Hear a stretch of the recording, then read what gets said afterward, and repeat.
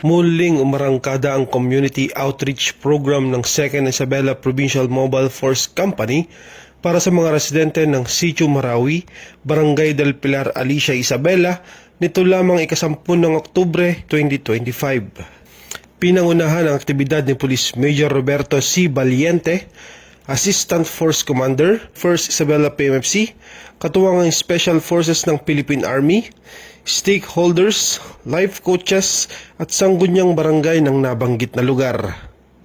Nabenepisyuhan ang tinatayang aabot sa 80 katao ang tumanggap ng bitamina, gamot, ukay-ukay items, food packs, libreng gupit, libreng eye check-up at feeding activity.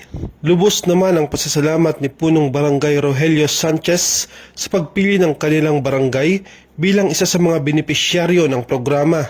Aniya, buong suporta ang kanyang barangay sa mga programa ng pamahalaan at ng kapulisan para sa kapayapaan at kaayusan ng komunidad. Ang aktibidad ay bahagi ng patuloy na kampanya ng Philippine National Police sa pagpapatibay ng police-community relations upang mapalakas ang tiwala at kooperasyon ng publiko sa kapulisan at ipaabot ang tulong sa mahigit na nangangailangan upang maipadama ang presensya at malasakit ng kapulisan.